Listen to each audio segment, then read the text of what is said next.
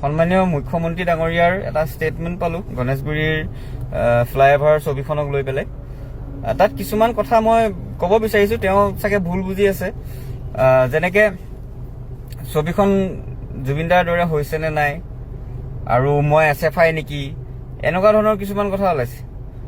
সেইবোৰ একেবাৰে নহয়। মই আচৰিত হৈ গৈছোঁ যে মই SFI কেনেকৈ হৈ গ'লোঁ।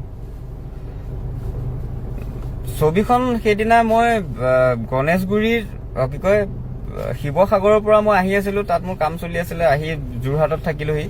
যোৰহাটত থাকি পেলাই গম পালোঁ যে ছবিখন কোনোবাই মোহাৰি পেলালে। তো সেইদিনাখন সিদ্ধান্ত ল'লোঁ যে নাই, ছবিখন গৈ পিছদিনাখন আঁকিমগৈ।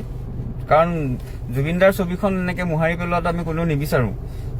কোনেও সেই কথাটোক লৈ পেলাই কোনো সমৰ্থন দিয়া নাই, মই নিজেও দিয়া নাই। তো সেইদিনাখন ডিচাইড কৰিলোঁ যে 4টা বজাত গৈ ছবিখন আঁকিমগৈ। খুব তেনেই সাধাৰণ কথা এটা আছিলে আচলতে। মোহাৰি দিয়া ছবিখন পুনৰ আঁকিম, একদম সাধাৰণ কথা। কিন্তু সেই সাধাৰণ কথাটোক নি পেলাই কিখন যে কৰি দিয়া হ'ল, মই আচৰিত হৈছোঁ। 50,000 মানুহৰ চাকৰি খালোঁ বুলি কৈছে, মোৰ কাৰণে জাপানৰ প্ৰধানমন্ত্ৰী নাহিলে বুলি কৈছে ছবিখনৰ কাৰণে, আৰু কত কি কথা ওলাইছে। এচাম মানুহে ইমান উঠি পৰি লাগিছে মোক বদনাম কৰিবৰ কাৰণে, মোক উপলুঙা কৰিবৰ কাৰণে। যথেষ্ট দুখ পাইছোঁ মই এইবিলাক কথাত। আৰু অসমৰ দৰে ঠাইত, যিখন ঠাইত শিল্পক ইমান শ্ৰদ্ধা কৰে, ইমান মৰম দিয়ে, তেনে এখন ঠাইত আজি হঠাৎ এচাম মানুহে এই ধৰণৰ কথা কৈ উপলুঙা কৰাটো এইটো অতিকৈ দুৰ্ভাগ্যজনক। আমি অসমৰ মানুহে শিল্পক ভাল পায়, শিল্পীক ভাল পায় কাৰণেই আজি জুবিনদাৰ দৰে, বিষ্ণু ৰাভাৰ দৰে, ভূপেন হাজৰিকাৰ দৰে ইমান মহান শিল্পী আমি পাইছোঁ। তো মই তেনেই সাধাৰণ ল'ৰা, ছবি আঁকি ভাল পাওঁ, ছবি আঁকি ঘূৰি ফুৰোঁ। আৰু সেইদিনাখন যথেষ্ট ক্ৰাউড হৈছিলে। ক্ৰাউড হোৱাৰ কাৰণে, বেছি ভিৰ হোৱাৰ কাৰণে মই খুব বেছি 1 ঘণ্টা বা তাতকৈ অলপ বেছি সময় তাত মই থাকিব পাৰিলোঁ ছবিখন আঁকি থাকোঁতে। তেতিয়া ফেন ক্লাবৰ ল'ৰাকেইটাই মোক লৈ গুচি গ'ল, বোলে নাই মাৰ্চেল, ক্ৰাউডটো বেছি হৈ যাব, পৰিৱেশটো বেয়া হ'ব, তুমি আঁতৰি দিয়া। তো সেইকাৰণে মই গুচি গ'লোঁ, ছবিখন সম্পূৰ্ণ কৰিব নাপালোঁ। একদম খুব সাধাৰণ কথা আছিলে। সেই কথাটোক লৈ পেলাই ইমান মোক কি সজাই দিয়া নাই, ৰঙৰ মিস্ত্ৰী বুলি কৈ পেলাই অপলুঙা কৰিলে।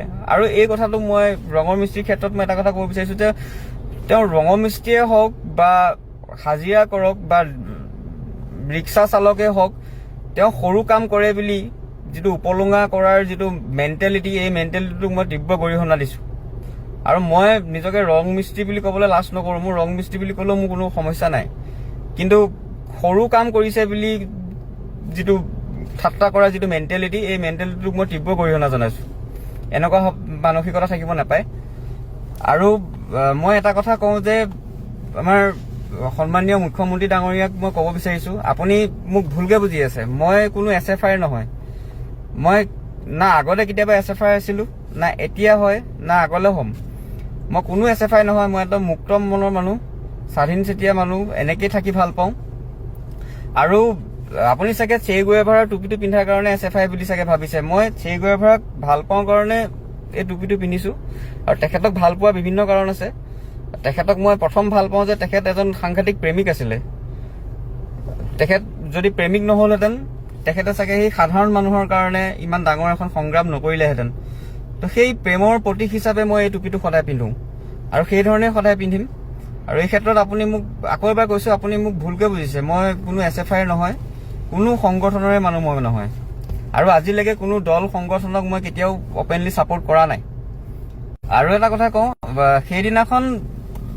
সেইদিনাখন প্ৰটেষ্টত বিভিন্ন মানুহ আহিছে। সেইদিনাখন কোনোবা বেলেগ ক'ৰ দল সংগঠনৰ মানুহ আহি ওলাইছেহি, মই সেইবোৰ নাজানো। আৰু কোনোবা আহিব পাৰে, সেইটো ইমানো ডাঙৰ কথা বুলিও মই নাভাবোঁ। কোনোবা কংগ্ৰেছৰ মানুহ আহিব পাৰে, BJP মানুহো আহিব পাৰে, AJP আহিব পাৰে, কাৰণ জুবিন দাক সকলো মানুহে ভাল পায়। তো আহিব পাৰে। এতিয়া আৰু সেইটোক লৈ পেলাই আপোনালোকে মোক জাজ নকৰিব। মোৰ তাৰ লগত কোনো সম্পৰ্ক নাই। মই সেইদিনাখন এটা ভিডিঅ' দিছোঁ, এটা মেছেজ দিছোঁ যে ছবিখন পুনৰ আঁকিম, আপোনালোকে সহায় কৰক। আৰু সেইখন সময়ত ইমান যে মানুহ আহিব মই ভাবিয়ে পোৱা নাছিলোঁ। কথাটো আকৌ এবাৰ কৈছোঁ, খুব তেনেই সাধাৰণ কথা আছিলে। আৰু কথাটোক ইমান বেছি দীঘলীয়া আপোনালোকে যাতে নকৰে, মই তাকে অনুৰোধ কৰিছোঁ। জুবিনদাৰ ছবি আমাক শান্তিয়ে আঁকিব দিয়ক।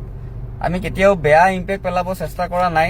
জুবিন দাই যি ভাল পাইছিলে, জুবিন দাই যি আদৰ্শৰ কথা কৈছিলে, আমি সেই ধৰণে সেই আদৰ্শ, সেই চিন্তাধাৰাক বুকুত লৈ পেলাই আমি এখন ধুনীয়া জুবিন দাৰ মৰমৰ অসম গঢ়াৰ আমি সপোন দেখিছো। তেওঁৰ সপোন আমি সেই ধৰণে আমি পূৰণ কৰিম, সেই বুলি মই বিশ্বাস কৰো। আৰু ইয়াত